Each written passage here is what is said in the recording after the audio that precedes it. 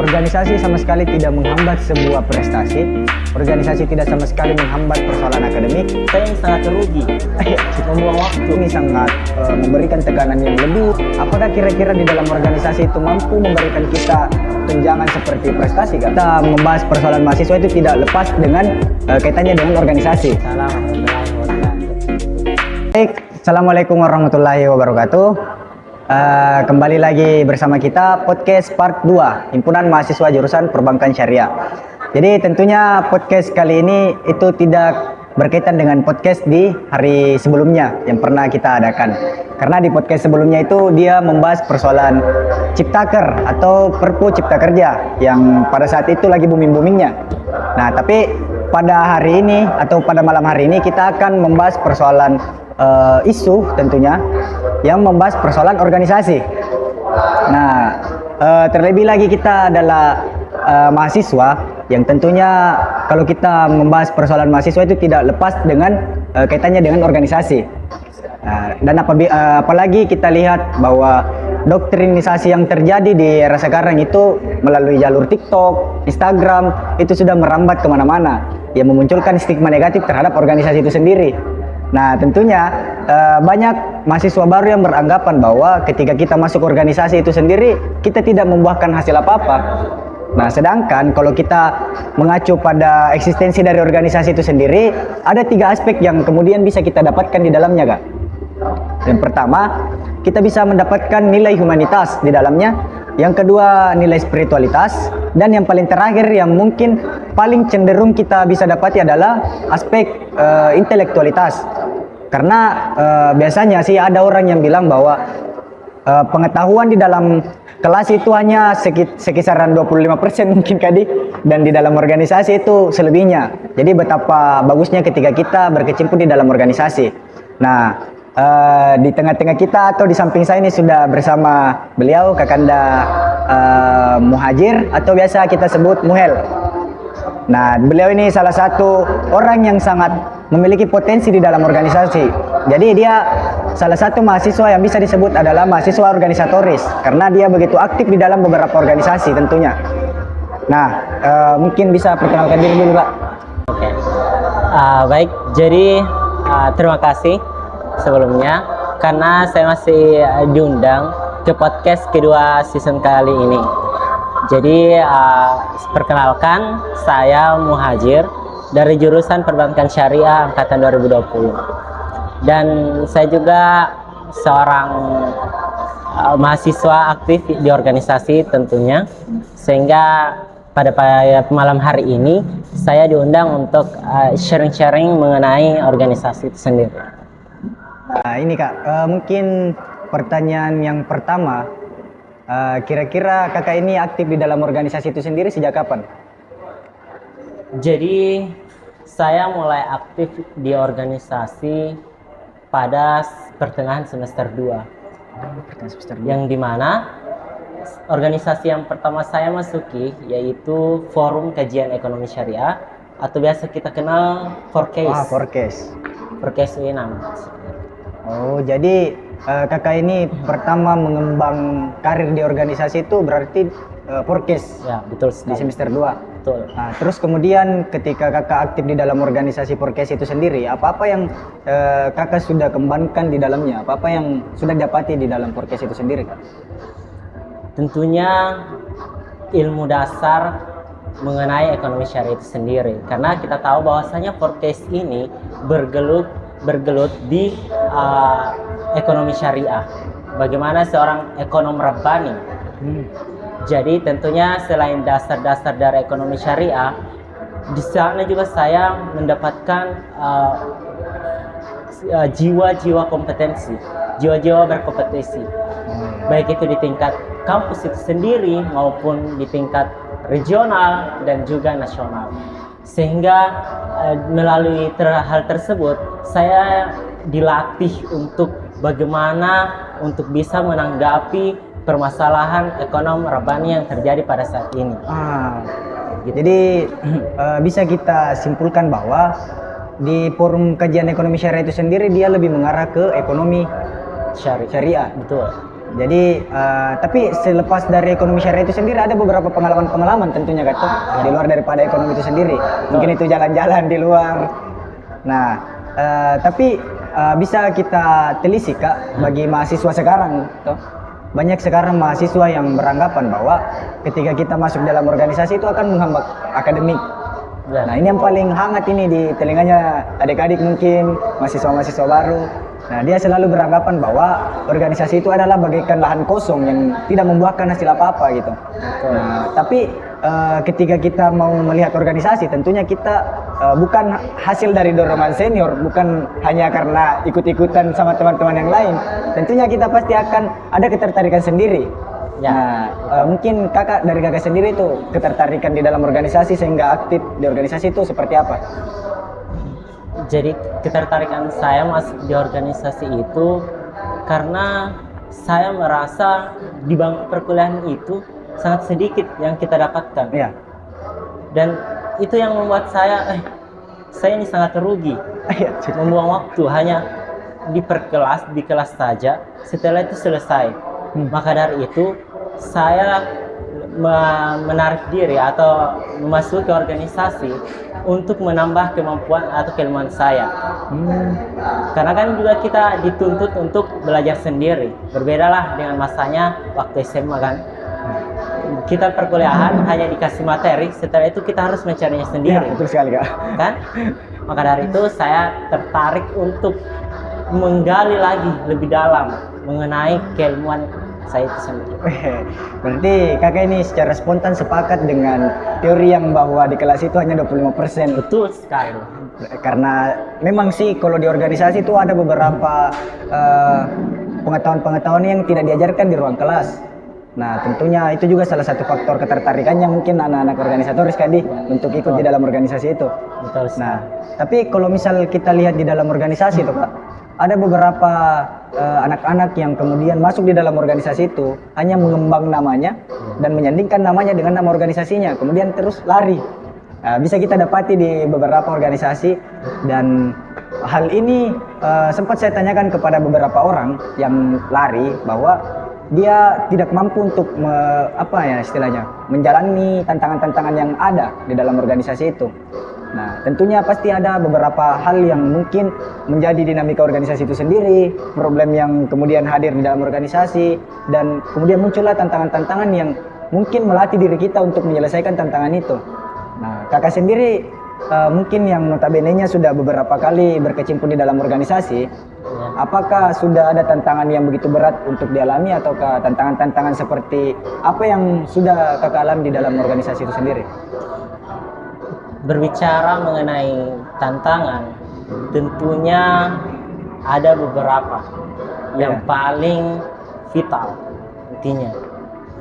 Yang pertama, bagaimana kita itu bisa mampu mengatur waktu. Iya, manage waktu. Karena ketika kita tidak mampu mengatur waktu di organisasi dengan perkuliahan, maka tentu itu akan menjadi beban tersendiri bagi kita.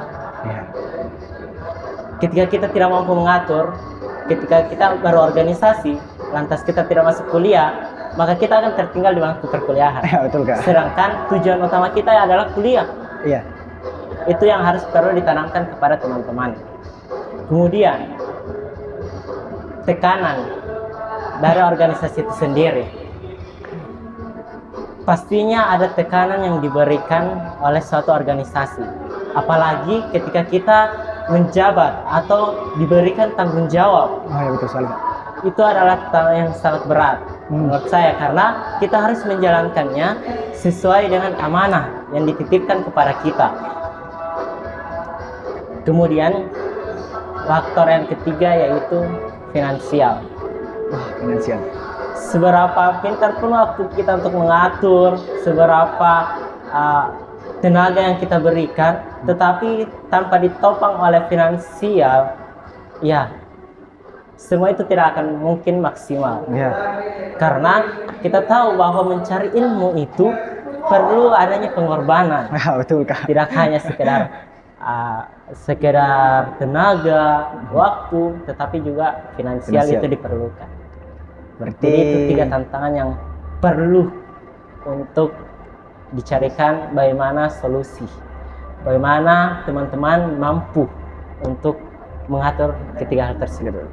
Berarti dari ketiga hal tadi ada manage waktu, Betul. ada apa tadi satu lagi Kak? Finansial, dan nah, kemudian tekanan. Nah, tapi dari ketiga poin yang Kakak sebutkan tadi, saya malah fokus ke ini, ke manage waktu. Ya. Nah, banyak orang-orang yang masih belum mampu untuk memanage waktunya antara akademiknya mungkin dengan organisasi itu sendiri. Betul. Nah, mungkin Kakak di sini bagaimana dalam hal memanage waktu itu agar tidak menghambat akademik? Jadi, hal yang perlu teman-teman lakukan pertama kali yaitu keluar dari zona nyaman. Ya, zona nyaman. Karena ketika teman-teman sudah mampu keluar dari zona nyaman, misal waktu istirahat teman-teman itu jam 10, Ya. teman-teman harus keluar dari jam 10, harus sampai jam 1 untuk istirahat atau jam 2. Karena tanpa itu teman-teman tidak akan mampu untuk mengatur organisasi maupun akademik. Jadi teman-teman harus planningkan terlebih dahulu. Misal hari ini ada kegiatan organisasi sorenya, maka dari itu siangnya teman-teman harus mengerjakan tugas yang diberikan, Oh iya. tugas akademik, sehingga ketika sudah memasuki waktu organisasi, teman-teman itu sudah bisa lebih fokus. Karena setelah teman-teman berorganisasi atau melakukan kegiatan, pasti teman-teman merasa capek, Ya, tentunya. pengen Kak. istirahat, tidur. Nah, ketika teman-teman tidur, ya tugasnya tidak selesai. Jadi hal-hal yang seperti itu teman-teman harus keluar dari zona nyamannya. Jadi perlu kiranya kita mempermatang planning, Kak Dik. Ya, betul sekali. Karena tanpa planning mungkin pergerakan atau tindakan kita selanjutnya itu akan bisa Ambiar. rancu, Ya, betul. ambiar. Ya, karena bisa kita lihat di era sekarang itu banyak orang-orang atau mahasiswa atau Kak, dia masuk di dalam organisasi dan tidak mampu untuk memanage waktunya, sehingga dia merasa bahwa organisasi ini sangat memberikan tekanan yang lebih atau apa segala macam, padahal dia yang belum mampu atau yang belum cukup kuat untuk memanage Mengatur. waktunya. Ya, jadi tapi kalau misal kita mau memperdalam lagi tentang organisasi, Kak, Ya. apakah kira-kira di dalam organisasi itu mampu memberikan kita tunjangan seperti prestasi, Kak? Karena bisa kita lihat organisasi sekarang itu bisa saja menjadi salah satu syarat masuk ke dalam beasiswa, mungkin seperti di beasiswa KIP, Basnas. Ya, di situ ada beberapa persyaratan yang mengharuskan kita untuk menjelaskan pengalaman organisasi, Kak. Apakah memang di dalam organisasi itu bisa kita mendapatkan sebuah prestasi atau pengetahuan, sekedar pengetahuan saja, Kak?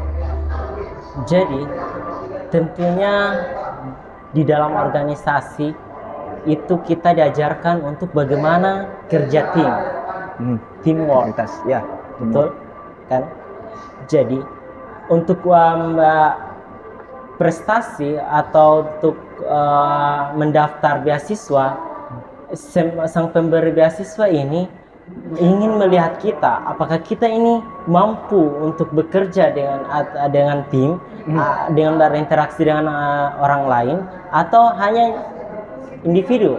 Oh iya. Begitu, hanya kepentingan individu kita saja sendiri.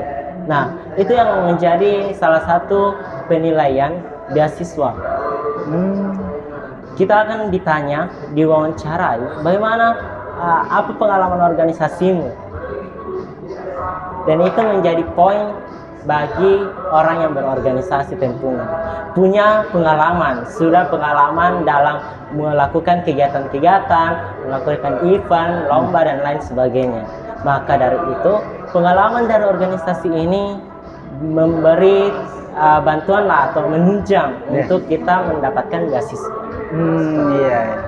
Jadi salah satu faktor pendukung kita lolusnya di dalam beasiswa itu salah satunya adalah organisasi. Ya, betul sekali. Karena beberapa persyaratan beasiswa atau di kampus itu lebih mengedepankan yang namanya pengalaman organisasi di antara persyaratan-persyaratannya. Pasti menyelipkan persoalan pengalaman organisasi. Betul. Nah, tapi kita mau melepas sedikit pembahasan organisasi ini, Kak. kita mau pertanyakan dulu persoalan prestasinya kakak di dalam dunia kampus ini. Sudah apa-apa saja yang menjadi prestasinya kakak selama menjadi mahasiswa gitu. Mungkin bisa dijelaskan dulu.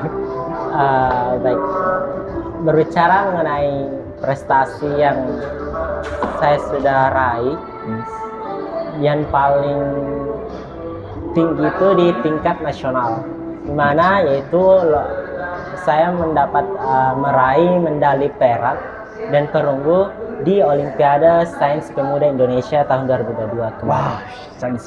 Itu adalah tingkat nasional yang menurut saya pencapaian tertinggi saya. Kemudian saya juga pernah meraih juara 3 lomba ayat-ayat ekonomi, hafalan ayat-ayat ekonomi di tingkat regional, Sulsel Bartra, Maluku dan Papua. Berarti kakak ini betul-betul memanfaatkan dunia organisasi Betul sekali. untuk mencapai prestasi Kak Di. Karena seperti tadi kita kenal bahwa Kak Muhel yang notabene-nya dia mulai aktif di semester 2 di Porkes. Betul. Dan memanfaatkan kajian ekonomi syariahnya itu untuk mengembang prestasi. Salah satunya dia tadi sempat menang lomba ayat-ayat ekonomi tentunya. Betul. Nah, ini tidak lepas dari bantuan organisasi. Nah, kemudian membahas persoalan organisasi lagi kata. Ya. Di BI kan notabene-nya kita Kak Muel ini sudah 2 kali memegang atau mendapatkan beasiswa Bank Indonesia. Dan saya pikir untuk persyaratan dari Bank Indonesia itu sendiri bukanlah hal yang mudah Kak. Karena saya sudah berapa kali mencoba juga belum dapat. Dan mungkin bagi teman-teman yang merasa cukup rumit atas persyaratan yang diberikan oleh Bank Indonesia, mungkin bisa dijelaskan dan diberikan tipsnya dong Kak. Karena melihat dari prestasinya kakak ataupun pengalaman organisasi, berarti tentunya BI juga melihat potensi kakak di dalam apa-apa yang sudah diraih di dalam organisasi, apa-apa yang menjadi prestasinya kakak selama mahasiswa, pasti itu menjadi poin penilaiannya. Dan mungkin bisa juga dijelaskan sedikit. Baik, jadi alhamdulillah saya adalah seorang penerima beasiswa dari Bank Indonesia, dan ini adalah tahun kedua saya untuk menerima beasiswa Bank Indonesia itu sendiri. Jadi teman-teman, hal yang perlu pertama kali teman-teman lakukan yaitu mengetahui dulu syarat dan ketentuan dari pemberi beasiswa ini. Di mana kalau di beasiswa Bank Indonesia itu ada 2 tahap seleksi. Seleksi berkas dan seleksi wawancara. Ya. Seleksi berkas ini itu disitulah peran dari organisasi, terutama di kompetisi prestasi-prestasinya teman-teman. Kemudian tentunya pasti pemberi beasiswa ini melihat indeks prestasi kumulatifnya teman-teman. Iya. Nah, kalau tips dari saya untuk lolosnya di seleksi berkas, teman-teman itu harus menyusun sedetail mungkin sesuai dengan permintaan dari pemberi beasiswa. Misal, contoh seperti ini, foto 3x4 itu di paling pertama. Yeah. Jadi teman-teman harus menyusunnya secara sistematis. Oh. Tidak boleh harus dilangkah-langkai. Ini harus ada. Semua yang tertulis di persyaratannya itu harus terpenuhi. Agar itu menjadi poin plus lah berkasnya teman-teman. Itu mengenai seleksi berkasnya. Ya, seleksi berkasnya. Nah, adapun di seleksi wawancara. Jadi pada saat seleksi wawancara, teman-teman harus tahu siapa sih yang memberikan beasiswa kepada kita. Misalnya BI. Nah, kita harus tahu BI itu apa, Bank Indonesia itu apa saja kebijakannya, visi dan misinya bagaimana. Teman-teman itu harus tahu. Karena itu loh bakalan yang menjadi pertanyaan kepada kita. Kemudian, selayak apakah teman-teman diberikan beasiswa? Nah, di sini berbicara mengenai kelebihan dan kekurangannya teman-teman. Nah, ketika teman-teman mempunyai kelebihan, kekurangan, namun kekurangan ini perlu upaya supaya tidak terjadi, supaya kelemahan itu bisa di-up atau dihilangkan kelemahannya. Nah, kemudian pengalaman organisasi. Ini yang paling ditunggu-tunggu ini Kak. Teman-teman pasti akan ditanyai apa yang teman-teman lakukan di organisasi. Seberapa pentingkah teman-teman di dalam organisasi tersebut? Seberapa berpengaruhkah teman-teman di dalam organisasi tersebut? Ya. Itu bakalan menjadi poin penilaian, apalagi ketika teman-teman menjadi ketua panitia di dalam suatu event. Itu sangat menjadi nilai, apalagi kalau ada sertifikatnya. Karena wawancara itu sudah menerima berkas diri kita. Jadi teman-teman tidak boleh bohong dan harus paham betul apa yang diberkaskan, apa yang tercatat di berkas itu teman-teman harus tahu. Karena ketika tidak sesuai dengan apa yang teman-teman katakan, maka akan mengurangi nilainya teman-teman pasti. Iya. Jadi rata-rata teman-teman itu jatuh di tes wawancara. Karena itu biasa juga karena tidak adanya organisasi. Ya kalau tidak ada organisasi, tentu pengalaman organisasinya tidak ada. Pasti kosong, Kak. Kosong. Iya. Jadi pengalaman organisasi sangat penting dalam seleksi wawancara. Seleksi wawancara. Itu Kak di Bank Indonesia. Tapi kalau kita mau melihat secara realistis, Kak, Ya. ada beberapa mahasiswa yang masih sekali menganggap apatis terhadap organisasi, masih menganggap bahwa organisasi itu tidak penting, dan dia bahkan menerima beasiswa tanpa jalur organisasi, Kak. Karena dia lebih memiliki ini biasanya orang dalam, kata. Nah, ketika dia mampu memiliki orang dalam, berarti dia hanya menganggap bahwa organisasi itu tidak ada apa-apanya, karena dia sudah memiliki power untuk bisa menerima beasiswa itu sendiri. Nah, terutama kalau kita yang notabene-nya pernah menjabat di suatu organisasi, apakah kira-kira semisal kita pernah menjabat sebagai seorang ketua di dalam organisasi itu, dan kemudian kita ditanya bagaimana pengalaman organisasi, dan ada dua benturan yang di dalam untuk persyaratan beasiswa ini, Kak. Dan ada orang yang memakai jalur orang dalam, dan ada juga orang yang istilahnya memanfaatkan pengalaman organisasinya di dalam proses wawancara itu. Apakah masih ada kemungkinan besar untuk ataupun berpotensi untuk mendapatkan beasiswa itu, Kak, karena melalui pengalaman organisasi? Menurut saya pribadi, tentunya pengalaman organisasi itu akan tampak. Iya. Baik ketika proses wawancara maupun dari catatan-catatan teman-teman di CV-nya teman-teman.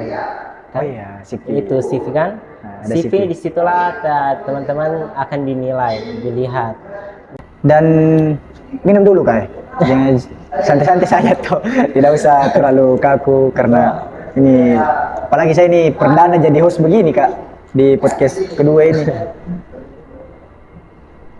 Nah, setelah mengenal lebih dalam bagaimana pengalaman organisasi dari Kakak Damuel sendiri, itu ada banyak sekali dinamika yang sudah beliau lewati. Tapi di antara dinamika yang beliau lewati itu ada juga beberapa hasil benefit yang beliau dapati juga. Tentunya dia menguras waktu, dia menguras pikiran, tenaga, dan lain-lain. Itu salah satu sumbangsi dia terhadap organisasi. Namun, lagi dan lagi, organisasi memberikan benefit yang pas sekali menurut saya. Betul. Karena beliau juga ini salah satu, bisa kita dengar tadi bahwa dia penerima beasiswa award Bank Indonesia 2 tahun. Berturut-turut lagi nih, Kak. Ya, betul. Nah, berturut-turut. Nah, itu salah satu faktor ataupun salah satu dampak beliau aktif di dalam organisasi. Nah, tapi kalau melihat sekarang, Kak, kita kan sekarang ini menjabat di organisasi lain gitu, bukan lagi membahas Porkes ini, Kak. Ya, betul. Nah, kan Porkes, kakak ini kan Porkes, linjak Porkes itu pada semester 2. Betul. Kemudian organisasi selanjutnya itu apa, Kak? Kalau boleh tahu. Jadi selain daripada Forecast, saya juga sebenarnya saya mempunyai 7 organisasi. 7. Dan tentunya itu adalah hal yang akan menjadi cerita nantinya bagi saya sendiri sebagai organisasi. Jadi setelah saya masuk Forecast, saya juga masuk di himpunan mahasiswa jurusan perbankan syariah. Di mana disitulah saya dibibit, dikembangkan bagaimana membangun karakter saya. Bagaimana kita harus menjadi seorang pemimpin, bagaimana kita mengatur organisasi. Ya. Disitulah saya belajar ilmu mengenai kepemimpinan. Itu Kepemimpinan. di Himpunan Mahasiswa Jurusan Perbankan Syariah. Yang tentunya tidak hanya sekedar ilmu kepemimpinan, tetapi intelektual yang di luar di bangku perkuliahan, di luar dari dasar-dasar perekonomian tentunya. Baik itu kayak materi problem solving, bagaimana cara pemecahan masalah, dan lain sebagainya. Kemudian yang ketiga itu saya bergelut di Pergerakan Mahasiswa Islam Indonesia, cabang Makassar. Di situ saya mengembangkan potensi sebagai seorang desain grafis, karena sekarang saya juga menjabat sebagai koordinator humas dan medianya di sana. Dan kemudian organisasi keempat saya ada lembaga dakwah fakultas Al-Iqtisadiyah, yang dimana mengurusi musola fakultas FEBI, bagaimana menarik teman-teman ini untuk mampu meningkatkanlah spiritualitasnya. Karena kita bukan seseorang tanpa adanya Tuhan. Ya, betul Kak. Itu yang paling penting. Karena kita hanya berencana, Tuhan yang menakdirkan. Itu organisasi keempat saya. Kemudian saya organisasi di luar itu ada ikatan alumni di waktu SMA saya dulu. Jadi saya juga masuk di alumni sebagai koordinator keilmuannya. Karena saya juga adalah angkatan pertama di SMA, jadi sangat penting untuk menambah keilmuan teman-teman di sana. Kemudian ada organisasi saya yang keenam, itu Islamic Public Speaking. Jadi di sini dakwah tadi, bergerak juga di lembaga dakwah berbicara mengenai Islam. Dan terakhir komunitas generasi baru Indonesia. Jadi kita ini atau biasa kita juga kenal dengan nama Genbi. Nah, Genbi ini kumpulan orang-orang atau mahasiswa penerima beasiswa Bank Indonesia. Jadi kita ada 3 kampus, UIN, Unhas, dan UNN. Oh, jadi 3 kampus ini yang di dalamnya ada Genbi semua, Kak? Ya, betul. Genbi Sulawesi Selatan. Genbi Sulawesi Selatan. Dan hanya 3 kampus ini yang menerima beasiswa Bank Indonesia. Oh, hanya 3 kampus ini, Kak? Betul. Dan untuk Genbi itu sendiri, dia lebih berpacu ke orang-orang yang masuk ke jurusan perbankan atau bebas nih, Kak? Ya, tentunya mengenai kuota atau yang diterima itu lebih besar di ekonomi. Tentunya. Karena kan Bank Indonesia itu bergerak di perekonomian, jadi pastinya lebih ke ekonomi. Namun tidak menutup harapan kepada teman-teman yang lainnya, jurusan yang lain, baik di Fakultas Saintek, dakwah, itu juga berpeluang. Bisa-bisa. Yang menjadi tantangannya, apakah teman-teman ini mau untuk mengurus atau mau untuk mendaftar? Itu syaratnya, karena syaratnya tidak sedikit. Iya. Makanya dari awal saya katakan teman-teman harus keluar dari zona nyaman. Karena hal itu yang membuat teman-teman mager lah untuk kursus. Ini lama sekali diurus, banyak sekali ini itu, belum lagi minta tanda tangan yang begitu lama. Jadi ya itulah, teman-teman harus keluar dari zona nyaman. Nah, tapi ini kakak sekarang kan sudah semester akhir. Ya, betul. Karena angkatan 20 tadi. Nah, sudah semester akhir. Kita mau pertanyakan dulu nih, di antara 7 organisasi ini, yang tentunya juga bisa kita bilang bahwa untuk memanage waktu antara akademik dengan 7 organisasi ini tuh bukanlah hal yang mudah. Betul. Dan bagaimana persiapan kita sekarang menuju ke wisuda tentunya, Kak, di antara 7 organisasi ini? Betul sekali. Berhubung karena saya sudah semester akhir dan saya memulai organisasi itu di pertengahan semester 2. Jadi ada beberapa organisasi itu saya sudah demisioner. Jadi mengenai skripsi, alhamdulillah seperti yang saya katakan bahwasanya teman-teman perlu mengatur waktu, Iya. memanage waktu dengan baik. Lagi dan lagi Kak, manage waktu. Betul.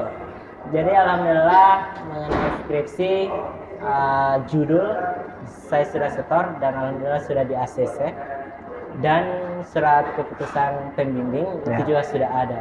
Jadi sementara saat ini saya sudah menyusun proposal sambil menjalankan event yang besar yaitu Islamic Banking Fair dan saya ditunjuk sebagai koordinator acara. Jadi ya perlulah pengurangan waktu istirahat untuk bisa mencapai dua sekaligus. Betul-betul menguras tenaga dan pikiran ini Kak. Sangat menguras tenaga. Ya, terbilang kalau kita mau lihat di mahasiswa baru Kak toh, dia lebih dominan melihat seniornya. Karena kapan-kapan seniornya ini sangat aktif dan terlena dalam organisasi sampai tidak mengurus akademiknya atau tidak mengerjakan skripsinya. Nah, dia menjadi bahan acuannya adik-adik. Dia malah berpikir bahwa wah, ketika masuk saya organisasi ini jangan sampai saya seperti seniorku, tidak mengurus ini sampai terlambat untuk lulus. Kan biasanya begitu pikirannya kalau mahasiswa baru Kak. Dan tadi sudah dijelaskan oleh beliau bahwa ada beberapa yang betul-betul kita mau rancang terlebih dahulu. Seperti kita hadirkan planning untuk diri kita, persiapan yang matang, mental dan lain-lain. Dan tentunya itu bukan lagi hal-hal yang biasa untuk kita temukan di dalam dunia kampus. Karena mengingat dunia kampus lagi berbeda dengan masa SMA Kak. Siswa dengan mahasiswa itu sudah jauh berbeda lagi perbedaannya. Jadi ada beberapa faktor yang betul-betul mendorong sehingga mental dan fisik kita itu menjadi kuat.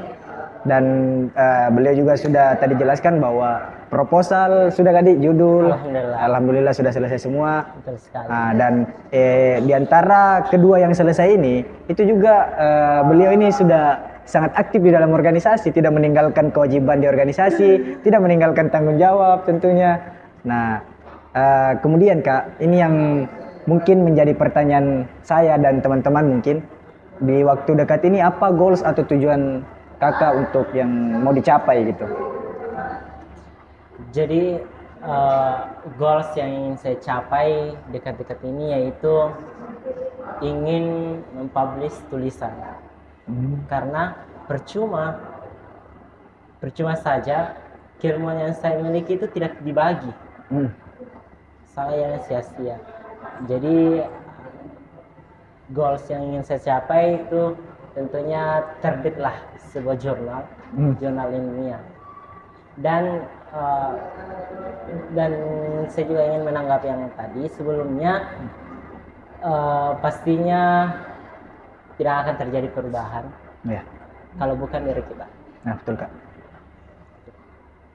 Berarti goals yang mau dicapai ke depannya Kakak ini mau menerbitkan jurnal ilmiah. Ya, agar bisa dibagi, di-share kepada halayak yang bermanfaat. Bermanfaat lah bagi orang-orang banyak mungkin. Bagi orang-orang yang minat untuk membaca sebuah artikel mungkin ataupun lagi boring-boringnya ataupun disuruh mencari tugas bahkan. Biasanya kan di dosen-dosen mencari tugas itu kan di artikel, jurnal apa segala macam untuk dijadikan sebagai bahan referensi mungkin kan. Nah, terus ini Kak, semisal Kakak ini setelah menginjakkan kaki di dunia kampus, artinya Kakak sudah menjadi alumni lah. Selesai semua di dalam persoalan kampus, Kakak juga sudah tidak menginjakkan kaki lagi di dalam dunia organisasi. Kan tadi masih 4 organisasi Kak. Ya, nah, setelah demisioner semua ini Kak, dan setelah lulus Ki juga kuliah, apa kira-kira planning tak? Karena kan harus mulai planning dari sekarang seperti tadi Kakak. Apakah mau lanjut S2 atau kerja Kak? Jadi setelah saya lulus dari strata 1 saya memiliki planning untuk melanjutkan studi saya ke jenjang berikutnya, S2. Mau lanjut S2 ya, Kak? Betul. Saya ingin lanjut S2 dan saya sudah punya target di mana saya akan melanjutkan studi saya. Namun sebelum itu pasti perlu persiapan lebih awal untuk mendapat atau meraih target tersebut.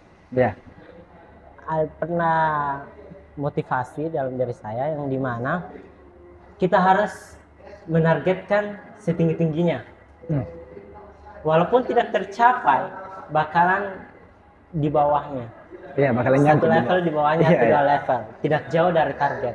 Iya. Maka dari itu kita memang perlu menargetkan Hmm. sesuatu itu yang lebih.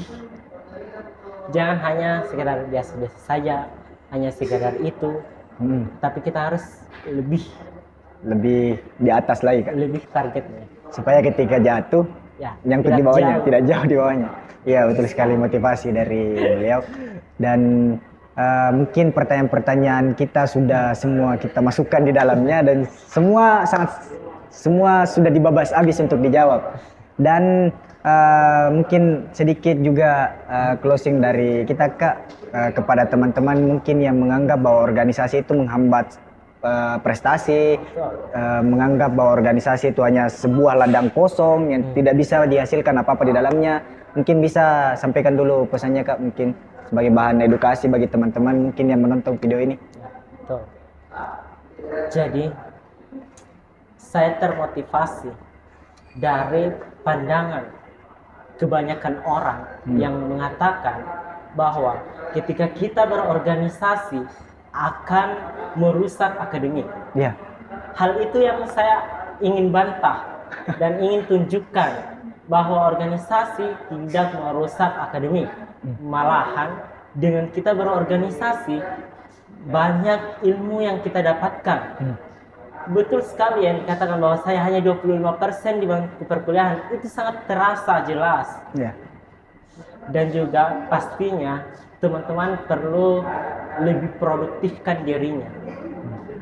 Ya, tentunya yang produktifkan dirinya, apakah teman-teman hanya ingin sampai di situ saja? ya,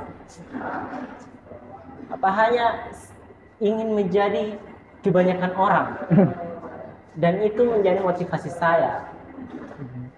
Masalah akademik, saya juga pernah ditantang oleh seseorang. ya, IPS indeks prestasi semester itu 4, hanya 1-2 semester saja. Tetapi saya ingin membantah, lagi-lagi membantah argumen dari orang-orang bahwa organisasi sejalan dengan akademik. ya, Itu tergantung kepada dirinya teman-teman. Seberapa mampu teman-teman untuk mengatur waktunya, menempatkan prioritasnya yang mana penting, dan tentunya perlu usaha, perlu tenaga, perlu finansial. Karena semua itu kita tidak akan dapatkan tanpa mengorbankan sesuatu. Iya, betul sekali Kak. Pengorbanan. Yang paling utama. Jadi berarti kakak juga ini salah satu orang yang menolak keras statement Betul tadi Kak. sekali. Berarti itulah tadi penolakan keras oleh Kakanda bahwa organisasi sama sekali tidak menghambat sebuah prestasi. Organisasi tidak sama sekali menghambat persoalan akademik. Apalagi yang notabene-nya himpunan mahasiswa jurusan yang notabene-nya dia di bawah naungan dari jurusan itu sendiri. Jadi penopang jurusan itu ada organisasi ataupun lembaga yang namanya HMJ. Jadi persoalan penghambat akademik atau tidaknya itu sudah pasti tidak, karena setiap kegiatan yang dilakukan di organisasi itu saya pikir dia tidak menghambat persoalan ketika kita masuk di dalam perkuliahan gitu. Nah itu yang dibantah. Terus kemudian dilanjutkan oleh Kakanda tadi bahwa untuk mengembangkan potensi kita, untuk mengembangkan prestasi kita itu bisa saja di dalam sebuah organisasi. Karena kalau kita hanya masuk kuliah saja, terus setelah kuliah kita pulang di kos rebahan, tidak ada hal-hal yang produktif untuk kita lakukan gitu. Hanya waktu kosong, membuang waktu-waktu yang harusnya kita bisa manfaatkan waktu itu untuk lebih produktif, tapi malah terbuang sia-sia Kak. Begitu mungkin Kak. Ya, jadi mungkin atau masih ada Kak pesan-pesan? Pesan yang ingin saya sampaikan kepada teman-teman sekalian, seberapa sukses pun kalian di organisasi luar, jangan pernah tinggalkan himpunanmu sendiri. Karena kalau bukan diri kalian, yang mengangkat nama jurusanmu, siapa lagi? Dan mungkin dari jurusan lain yang akan mengangkat nama himpunan jurusan kita sendiri. Betul, betul. Dan mungkin pasti diri kita. Maka dari itu, dimanapun kalian sukses, bawalah ilmu yang di luar itu masuk ke dalam himpunan kita sendiri. Iya. Himpunan mahasiswa jurusan perbankan syariah. Iya. Mungkin cukup kali ini diskusi-diskusi kecil kita mengenai organisasi tidak menghambat prestasi. Jadi teman-teman tadi mungkin bisa menangkap beberapa poin penting tentunya di dalam pembahasan kali ini. Jadi cukup sekian pembahasan kita pada hari ini. Saya tutup dengan ucapan perbankan syariah, loyalitas tanpa batas. Wabillahi taufiq wal hidayah. Assalamualaikum warahmatullahi wabarakatuh. Waalaikumsalam warahmatullahi wabarakatuh.